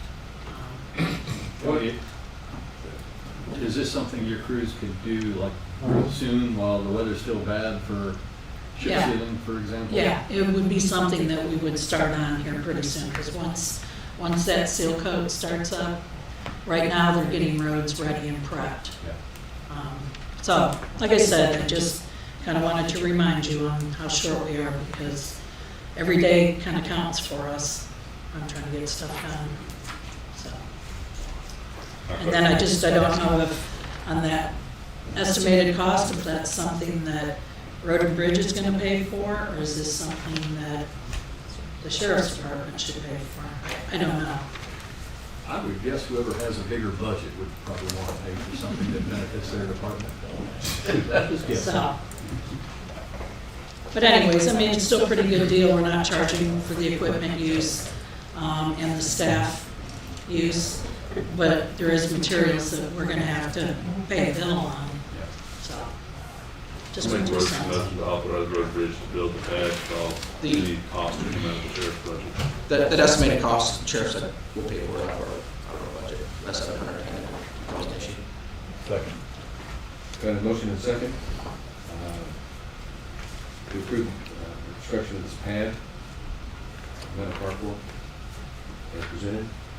And just say that sheriff pays for any costs, labor and materials supplied by Road and Bridge.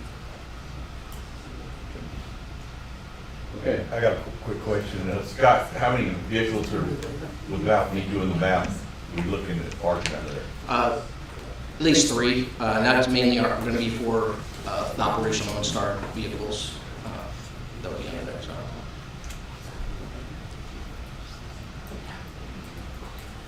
Three? 50 by 50? Yeah, the dimensions of the carport, so it has 2 roll-up type deals and has a larger overhang. So it could actually probably get 4 to 6 vehicles under there. So. Any other discussion? Those in favor say aye. Aye. Opposed? Unanimous. Next is 1.28. Consider discuss take appropriate action to amend the resolution that was approved by Court Order 40072 to reflect the grant operation number 4587302. The resolution is the final fiscal year 2024 Operation Lone Star Grant Program. Ms. Putnam. Yes, this is just to please amend the court order. Initially, when we went out for the grant for the FY 2024, E-Grants assigned us a grant number, we got the resolution, and then a few months later, they changed that grant number, and it has now come to our attention that we need to update to reflect the correct grant number that they changed it to. So the grant number got changed. Yes, and we didn't change it, they did. Seen quite a bit of communication back and forth on that. Yes. So what we need to do is cancel the previous court order and assign correct number. No, what we would like to do is just amend. Okay. But this is the correct grant number. Yes, And that's what we're correcting it to. yes. I'll go ahead and move that the court amend the resolution that was approved for court order number 40072 to reflect the new grant number 4587302. I'll second that. We got a motion and a second to approve the amendment of the court order to reflect the correct grant number. Any discussion? Those in favor say aye. Aye. Opposed? Unanimous. Moving on, item 1.29, consider discussing appropriate action to determine whether to allow the retail firework permit holders to sell fireworks to the public in celebration of Texas Independence Day. Pursuant to statute. Ms. Evans, if we don't do anything, we can't sell them, right?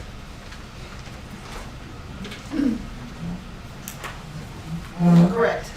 I'll make And we a, have to take a vote and prove it if we're going to sell fireworks. and I'll move to approve. Okay. Got a motion? Texas Independence Day March. 21st. No, it's April 21st. No. Well, I said Center Should be Day. March 2nd. March March 2nd. 2nd. March 2nd. Yeah, March 2nd. Well, there's a whole bunch of holidays in here. Yeah, right. Some of them, I don't even know what they are. Was this including other holidays? Yeah, no, it's just the specific one. And I'll tell you where I'm coming from. I checked with the church that does this out Ingram Way, and they said, no, we don't want all those others, but we would like to Texas Independence Day and Memorial Day. So that's where I'm coming from. And if you look at the map, we're solid blue as far as, Because it's pretty quick. So, Yeah. Is there a second here? Not yet. I'll second. Got a motion and a second to approve selling fireworks on Texas Independence Day. As required by law. Which is March 2nd. This is March 2nd. Would there be any restrictions on aerial fireworks? Or I wouldn't see any looking at the map. You can only restrict those if We're in there's drought. the. Right. And so we can't. We still are in a drought. No, yeah, but Not according to the index that we use. Chief Fire Index doesn't work. I did this Right. last Our year. surface moisture is good. Virtually 3/4 of the state. Okay, any other discussion? Those in favor say aye. Aye. Opposed? Unanimous. Moving on to item 1.30, consider discuss take appropriate action to appoint or reappoint a member of the Commissioners Court to be Kerr County representative on the Alamo Area Housing Financing Corporation Board. And I'm volunteering to do that. Commissioner Harris had done that. Well, you know, If you want to do it, come back. sir? Oh, no. After reading through the backup material, I see how this happened. I was absent one time, and y'all put me in, and I didn't know for a long time that I was even on it. So, anyway, But I'm ready to let you read. Okay, I'll appoint Judge Kelly. I'll second that. we've got a motion and a second for me to serve on the Alamo Area Housing Financing Corporation. And there are projects coming to Kerr County. So we need to do that. Any other discussion? Those in favor say aye. Aye. Opposed? Being none, unanimous. 1.31, consider, discuss, and take appropriate action to approve a contract with Hill Country Cares. This is just renewing one that we do every year. Move to approve. Second. Got a motion and a second to approve the contract with Hill Country Cares. Any discussion? Those in favor say aye. Aye. Opposed? Motion carries. 1.32, Consider discuss take appropriate action to appoint a committee to assess the space storage needs for various departments as discussed at the February 5 workshop and set the date for the next workshop here. Okay, I put this on the agenda because it was unclear whether or not we've actually charged and authorized this. And so with the questions that I was being asked, I said I should put it on the agenda and make it formal. Okay. I think Commissioner Case was going to. I'm happy to give you an update because quite a bit of work has already been done. And that's why I just gave you a handout to kind of outline all of the work. And this just is an attempt to formalize the members of the committee, which would include myself representing Commissioners Court, Bob Reeves from Tax, Bruce Motherall from IT, Larry Letha from the Sheriff's Office, Lucy Wilkie representing the district attorneys, Andrea Bodie, Adult Probation, and Shane Evans with Maintenance. Now those are the members of the committee. There will be, of course, other people that will have input, and we'll go to Peter Lewis as required. I certainly want to get input from either Judge Patillo or McGuire and Sergeant Eric Piper regarding courthouse security. I'll reach out once again to Judge Susan Harris to confirm, as she's already told me some time ago, that the County Court of Law does not need an expanded jury room to comply with the unfunded mandate for a 12-person jury room. She's perfectly happy with the arrangements that have been made or are being made to use the rooms upstairs as and when required, but it's very seldom. I have already received additional input from Kelly Hoffer, which has been great, and Heather Stebbins. And I encourage anyone else in the county, if you have concerns about office space or storage space, to let me know, and we'll at least get it on the list. Based on the workshop, we talked about coming back to the court within roughly 1 month's time frame with some recommendations. I see no problem in doing that, but most of the recommendations will deal with the critical needs, which will be to try to address the severe shortage of space for the IT department. And we also have overcrowding at the Sheriff's Office with the expansion of activities in that area. So to me, those are the two main ones, but I want to certainly look at other areas and capture other needs, such as the ag barn and road and bridge material storage yards, etc. I've shown you a list of available facilities that can be considered. Certainly 550 Earl Garrett, church at 600 Earl Garrett, juvenile detention facility, the West Kerr Annex has plenty of office space and storage space available. The old animal control facility will be available once the new facility is operational. We have portable offices at the old animal control facility that can be factored into the overall needs. And we do have the courthouse basement. The old treasurer's office is available. That can certainly help us on some of the critical needs here.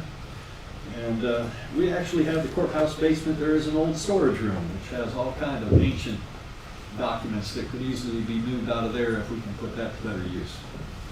So that's just to kind of give you an idea. The second page there just has various notes, quite a bit of discussion with the district attorneys regarding the 500-yard restriction for convicted sexual offenders from all facilities that might house children, such as schools, playgrounds, child care facilities, etc. That's actually a condition of their probation. We've looked at the criminal procedure 42A.453, and under subsection H1, the actual requirement that a defendant not go in, on, or within 1,000 feet of certain premises does not apply to a defendant while the defendant is going in or going immediately to and from a community supervision or corrections department office. So, a few other comments there, but I think that's all I've got for right now. We do have a meeting of the committee tomorrow morning. I believe it's at 8:30 here in Portland. Peter Lewis questions, is this under a current contract or a new contract to have him involved in this? Do we need him involved? Well, I don't even know. In the short term, no. But maybe when we get into looking at longer term things, like the ag barn, for example. But I've got a lot of material already from Peter Lewis that has a lot of details that they looked at before. Probably all the cost estimates are significantly out of date. But Still, the recommendations are there. I think that though, I mean, we'll look at that. I'm not planning to involve him Good. significantly. Put it that way. And we're just trying to identify the stakeholders so that we get input from all the stakeholders. But I'll remind everyone that one of the biggest stakeholders is the public, the taxpayers, and they've already voted resoundingly in the bond election when Props A and B were defeated. So my intention is to minimize the cost impact on the taxpayers for any recommendations that come out of this effort. The need still exists, so that's what we got to deal with. Well, we'll identify what the needs are. A couple of comments. One, and I asked Jody to hand out everyone, I think, got a copy of the assessment that was done by the committee previously. And those are the needs, and there's no question. You can prioritize them how you want, but those are the needs. I think that, I don't know that Peter Lewis, I think we need to go out for probably a RFQ on that, because we can't make any budget decisions until we have a good cost estimate. And when you go into renovating this stuff, it costs about quadruple what we think it's going to cost, because everything that we're looking at, a lot of this is almost all it's in the city limits somewhere, Ingram and Kerrville, and that's going to require all kinds of permits and things done to certain codes and things of that nature, and remediation of asbestos, like anything done at in the old school up in Ingram. We've been told, we don't own it. Right. And two, we know that there are significant issues long-term in that building. Other thing is that,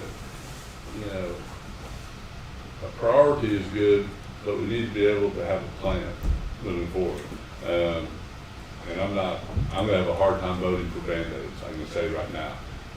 That's why we're in the situation where we're in. We need to fix the problems and move forward, not patch. But y'all, I appreciate what y'all are doing, and it looks like you've done a lot of legwork already. Got to go in the right direction. And the other thing to consider, we can't come up with another bond proposition for 2 more years. Oh, I know. So that's not accurate. It's not. No. Okay. You can't come in with this, you can't do the same, we cannot spend we can't borrow money other ways to do this exact same thing. We can address the need. We just can't, we can't go out and build a new annex in England, for example. I'm not even sure about that, because we're changing, they were lumped together in different things. But we cannot go out and borrow the money for the same project in a different way. But I think that we need to probably get our bond counsel, and it can be on a Zoom call up here, to explain exactly what we can and can't do, because that's going to be an important thing. That probably is. Yeah, and I don't think there's any reason that we're going to. Oh, we still call them. And I'd also recommend on the next agenda putting for RFP for architect. I know that Peter Lewis is really snowed under with the animal control facility right now. That's a lot. It's a big project, and the old contract we had, I think we need this service off and on. I think we should open it up to Peter and any other local architects that may want to provide services like this. So I think we should. I'm not opposed to doing that, but obviously Peter Lewis, who was so heavily involved the first time around, most of the kind of things that we're going to want to try to do here is just dusting off the work that he's already done and refreshing cost estimates. So, but it's the product, his estimates can be given to any architect, and all he's going to do is go to a contractor and find out a new cost estimate. Right. So I mean, the legwork has been done by Peter Lewis, and hopefully maybe he'll do it. I don't know, but I think that we can't just go out and without an offer. Right. And I agree. But we're well on our way, which is a good thing, because budget will be here before we know it. So we're going to take any action? I think we could formally formalize the committee, I guess. I mean, we discussed. I think that would be good. That's the agenda item. Yeah, so you want to, Yeah, I'll make a motion that we, appoint the committee as listed, which is Commissioner Paces, Bob Breeze, Bruce Motherall, Larry Lita, Lucy Wilkie, Andrew Bodie, and Shane Evans. second. We have a motion and a second to form the committee as presented. Any discussion? Those in favor, say aye. Aye. Opposed? Motion carries. Next item is item 1.33. Consider, discuss, take appropriate action to ratify and confirm the Texas Association of County Risk Management Pool member contact information form and the Texas Association of Counties Health and Employees Benefits Pool member contact designation form to remove Rosa Hernandez as the Human Resources Director and add Sylvia Zapata as the Interim Human Resources Director. Mrs. Zapata? Good morning. So both of these forms have already been submitted to Texas Association of Counties. We just need to remove Rosa and add myself as interim. This is one where we're asking for forgiveness because it had to be done. Yes, for billing information and contact, yes. Move for approval. I'll second that. Got a motion to approve the appointment of Sylvia Zapata as the interim human resources director, notice to TAC. Yes. Any other discussion? Those in favor say aye. Aye. Opposed? Motion carries. Item 1.34, discuss and take appropriate action to ratify and confirm bond for Reserve Deputy Constable Precinct 3. Jeff, I don't know if Constable's coming up or not. But this was something that had to be done. I'll move for approval. Second. We have a motion and a second to approve action to ratify and confirm bond reserve deputy constable precinct 3 Jeff Russell as presented. Any discussion? In favor say aye. Aye. Opposed? Motion carries. Approval agenda 2.1 budget amendments.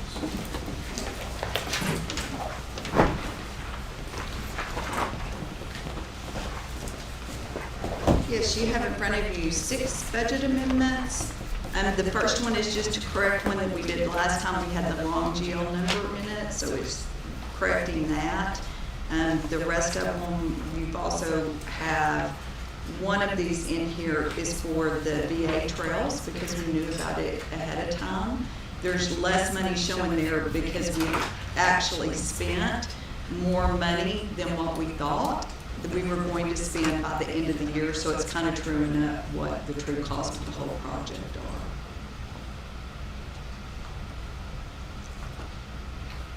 Move for approval of budget amendments. I'll second. We have a motion and a second to approve the budget amendments as presented. Any discussion? Those in favor say aye. Aye. Opposed? Motion carries. 2.2, pay bills. Yes, today's bills, before I tell you the amount, they include both principal and interest on debt payments. There's about $200,000 that was road and bridge equipment, and there's about $350,000 for an IT project completion. Total bills, $3,937,815.21. Move for approval. Second. Got a motion and a second. Any discussion? This could be a record for 1-2 week period. Yes. Or 3 week period. I believe so. Okay. Those in favor say aye. Aye. Opposed? Motion carries. 2.3, late bills. There are none. And 2.4, auditor reports. Yes, we had one internal audit report for Justice of the Peace, Precinct 3. We ask that you accept the report. Move for approval. Move we accept. Second. Got a motion and a second to accept the auditor report as presented. Any discussion? Those in favor say aye. Aye. Opposed? Motion carries. 2.5, accept monthly reports. Yep.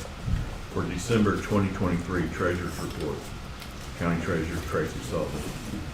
January 2024 Justice of the Peace, Judge Bitsy French, Precinct 1, Judge Coyne, Precinct 2, Judge Kathy Mitchell, Precinct 3. Constable Tommy Rodriguez, Precinct 1. Kyle Snyder, Precinct 2. Paul Gonzalez, Precinct 3. Brad Ryder, Precinct 4. Environmental Health, Director Ashley Batters. Payroll, County Treasurer Tracy Sullivan. District Clerk's Office, District Clerk Dawn Lance. I move for approval. Second. Motion and a second to approve the monthly reports as presented. Any discussion? Those in favor say aye. Aye. Opposed? Motion carries. 2.6, court orders.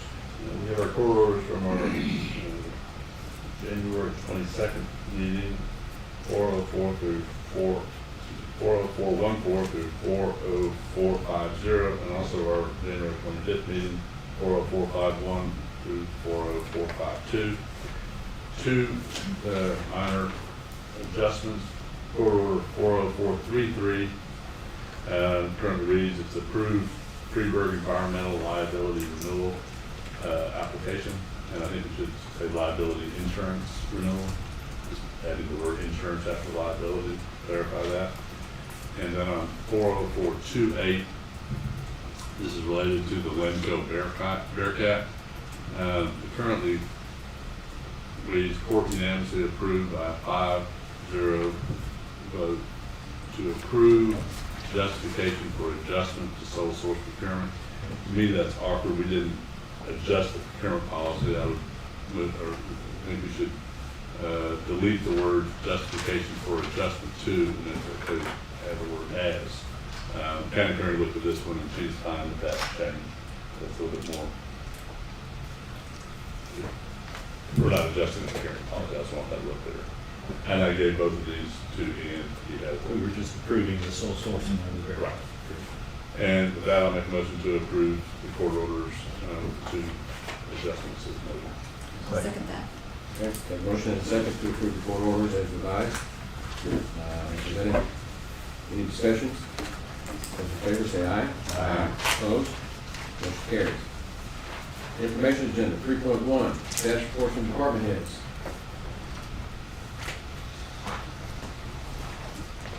Okay, moving on. 3.2, status reports from elected officials. Okay, and item 3.3, status reports from liaison commissioners. I did an update. We've done a lot of work and meetings on the Edinburgh facility. They're kind of finalizing the plans, everything from electrical outlets, computer outlets, types of panels. I know that the group went down to Atascosa Friday to look at that facility again for probably that third or fourth time. It's been pretty good looking at different materials that were used at that facility to see how they're lasting. So lots going on. They're working with the city of Kerrville and working on the final plans they put out for bid. I'll give a couple updates. HR, we've had a lot of meetings with HR since our previous director resigned, and I want to commend Sylvia and Natalie.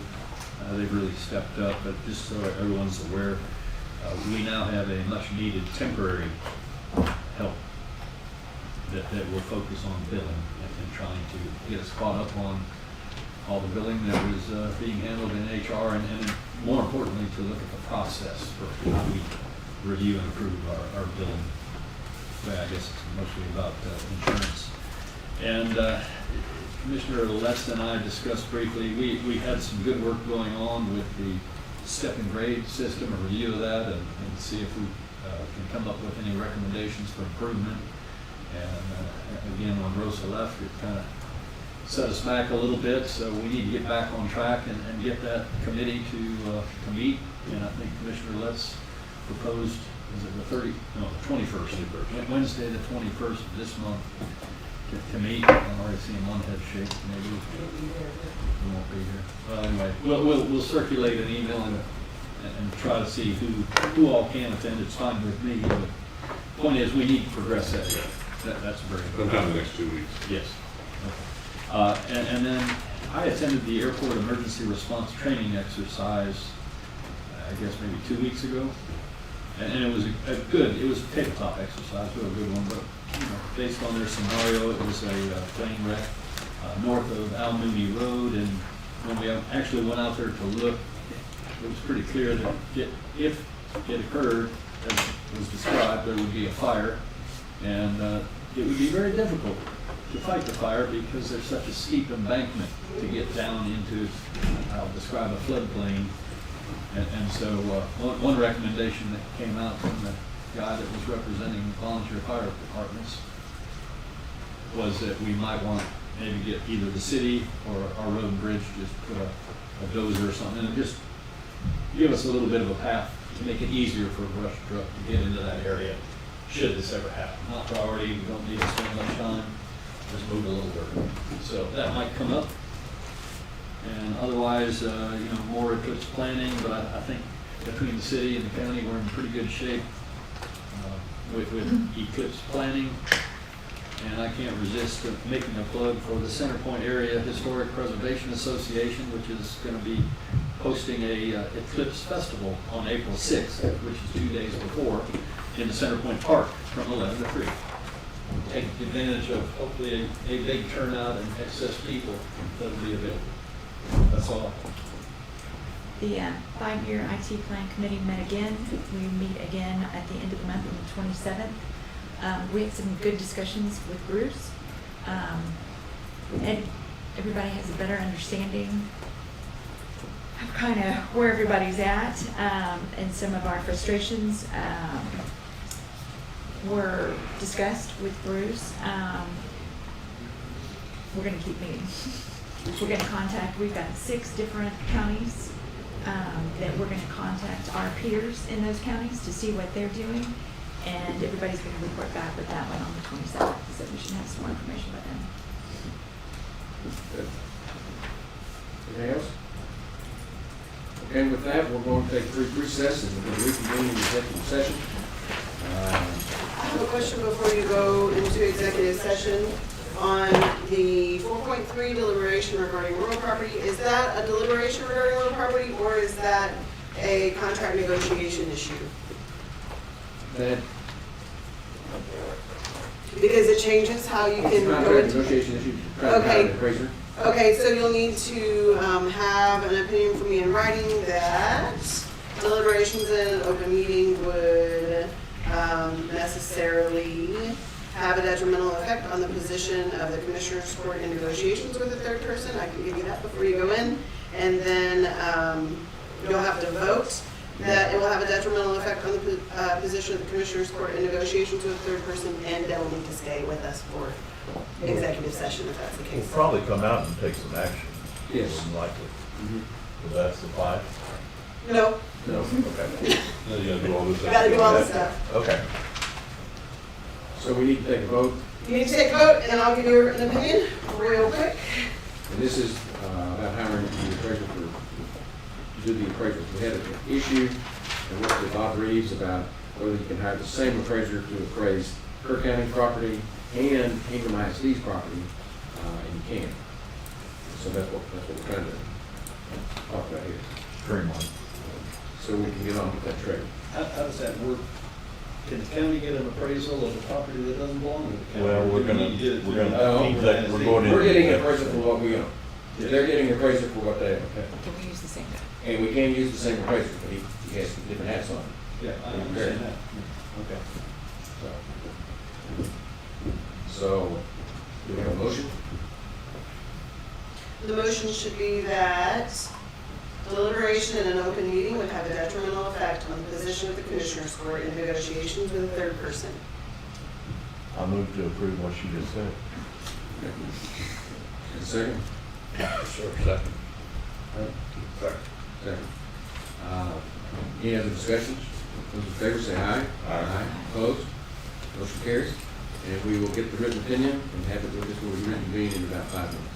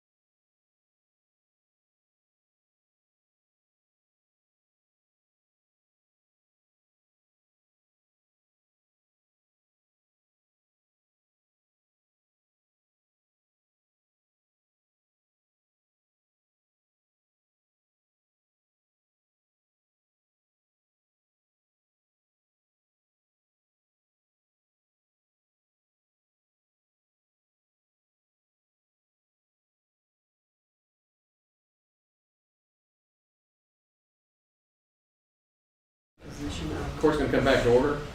If the witness pretend we have to let Jody know, right? We don't talk that. It is 11:48, and we are out of executive session. And we'll move on to item 5.1, which action is may be required on matters discussed in executive session. And let me go up to 4.2A, which was consider, discuss, and take appropriate action regarding the employment position in the IT department. And I'll make a motion that we approve a stipend to Scott Lambert, amount of $700 a month due to the additional duties and responsibilities he's taken on of the HR department. I'm not HR, IT department. Effective today. Effective today. I'll second. Got a motion and a second. Any other discussion? Those in favor say aye. Aye. Opposed? Motion carries. Next item is 4.3A, consider, discuss, and take appropriate action to hire an appraiser for the property located in Ingram and, property located in. I move for approval. Go into name the appraiser. Yeah, you got that. Let's make it very clear. Carl Eisenhower, Eisenhauer, with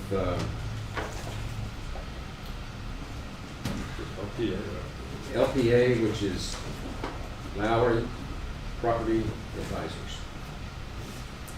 Okay. With that, I move for approval. Okay. Got a second? I'll second it. Do we put the dollar amount in there? For both properties? Or for our property? Yeah, for ours. Well,